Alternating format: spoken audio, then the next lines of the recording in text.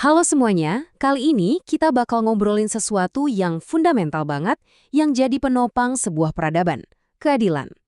Tapi, gimana jadinya kalau pilar itu rasanya udah retak, bahkan kayak mau hilang di negara kita sendiri? Nah, di sini kita akan coba bongkar sama-sama kenapa sih keadilan di Indonesia itu rasanya jadi barang mewah yang susah banget dijangkau? Kalimat ini nyelekit banget ya, dan ini yang ngomong bukan orang sembarangan loh, tapi mantan pejabat tinggi di bidang hukum, Prof. Mahfud MD. Ini bukan cuma omongan, tapi kayak cerminan realita pahit yang dirasain banyak orang. Coba deh bayangin, keadilan yang harusnya kayak udara, ada buat semua orang, di sini malah jadi kayak barang langka yang ada harganya. Nah, ini dia pertanyaan besarnya yang bakal kita kulik bareng-bareng. Kok bisa sih sesuatu yang begitu luhur nilainya malah turun derajat jadi komoditas yang bisa diperjualbelikan? Yuk, kita telusuri mulai dari gejalanya sampai ke akar-akarnya. Oke, untuk jawab pertanyaan tadi, kita mulai dari yang kelihatan di permukaan dulu ya. Gimana sih wujud nyatanya krisis keadilan ini dalam hidup kita sehari-hari? Menurut pengamatan Prof. Mahfud, gambarannya tuh kayak gini. Hukum itu tajamnya ke bawah, tapi tumpul banget ke atas. Kasus korupsi triliunan atau perampasan tanah sama orang kuat, itu bisa dinego, diatur, sampai akhirnya hilang gitu aja. Tapi coba lihat, rakyat kecil, kayak seorang pengumpul koin receh, bisa ditangkap dan kasusnya digede-gedein. Ironis banget kan? Ini bukan data biasa. Ini kisah nyata perjuangan seorang ibu Komang. Coba bayangin, beliau udah menang berkali-kali di pengadilan sampai tingkat paling tinggi. Tapi sampai detik ini, hak atas tanahnya nggak bisa kembali. Putusan pengadilan itu seolah cuma jadi selembar kertas yang nggak ada artinya. Ini nunjukin betapa lumpuhnya penegakan hukum kalau kita nggak punya backingan kuat. Dan ternyata kekhawatiran soal ini tuh bukan hal baru. Bahkan seorang tokoh politik penting pernah ngasih peringatan sekeras ini beberapa tahun lalu. Ini nunjukin kalau ketidakadilan itu bukan lagi sekedar isu hukum biasa, tapi udah dianggap sebagai ancaman nyata buat keutuhan bangsa kita. Oke, gejala-gejalanya udah jelas banget ya. Sekarang waktunya kita gali lebih dalam lagi. Apa sih sebenarnya biang kerok di balik ini semua? Yuk kita simak analisis dari Prof. Zainal Arifin Mokhtar, atau yang biasa kita kenal Prof. Uceng. Diagnosis pertama dari Prof. Uceng ini langsung menusuk ke jantung masalahnya. Watak negara kita sendiri yang udah berubah. Menurut beliau, negara udah nggak lagi berperan sebagai wasit yang adil buat semua rakyatnya. Gampangnya gini deh, bayangin negara itu wasit dalam sebuah pertandingan. Seharusnya kan dia netral dan adil kan? Nah, dalam konsep negara pemburu rente, wasitnya ini malah ikut main, ikut ngegolin, tapi buat kepentingannya sendiri dan teman-teman dekatnya. Kebijakan dibuat bukan buat publik, tapi buat memperkaya segelintir elit. Dan polanya tuh kelihatan jelas banget. Dari zaman minyak, ganti ke era batu bara, sampai sekarang nikel dan mineral lainnya, kekayaan alam kita terus-terusan dikeruk. Pertanyaannya, siapa yang paling diuntungkan?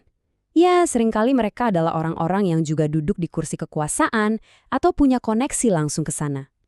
Ini yang namanya kutukan sumber daya alam. Eits, tapi jangan cuma nyalahin negara dan para elit. Diagnosis kedua ini ngajak kita buat ngaca, buat lihat ke dalam diri kita sendiri sebagai masyarakat. Karena ternyata ada musuh yang juga bersarang di dalam.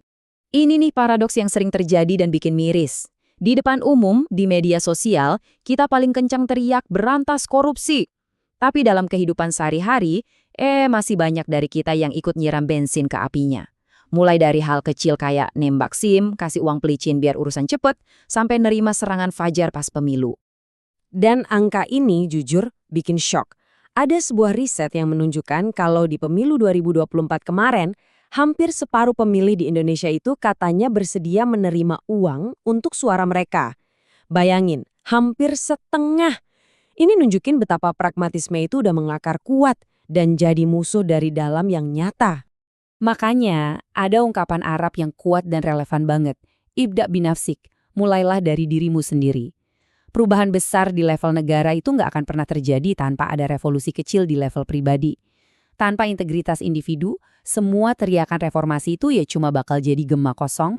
Oke, kita udah bahas masalah di level negara dan di level masyarakat. Tapi ada satu lapisan lagi. Sekarang kita coba zoom out lebih jauh karena ada diagnosis ketiga. Adanya permainan di level global. Yap, kolonialisme itu belum mati teman-teman. Dia cuma ganti baju aja. Kalau dulu pakai bedil dan meriam, sekarang senjatanya adalah perjanjian dagang, utang. dan tekanan politik untuk mendikte kebijakan sebuah negara supaya menguntungkan negara-negara besar. Nah, ini cara kerjanya. Kita seringkali dipaksa masuk ke perjanjian yang nggak seimbang. Barang dari luar negeri bisa masuk dengan bebas tanpa pajak, sementara produk kita mau diekspor ke sana dipersulit dengan tarif tinggi. Pelan-pelan, kedaulatan ekonomi dan politik kita terkikis. Ini jelas mengkhianati semangat kemandirian yang dulu diperjuangkan para pendiri bangsa kita. Oke, diagnosisnya rumit banget. Masalahnya ada di negara, di masyarakat, bahkan ada tekanan dari global. Pertanyaannya sekarang, terus kita bisa apa? Apa ada jalan keluarnya? Jawabannya ada. Tapi ini adalah perjuangan kolektif yang harus kita lakukan di 3 medan perang sekaligus.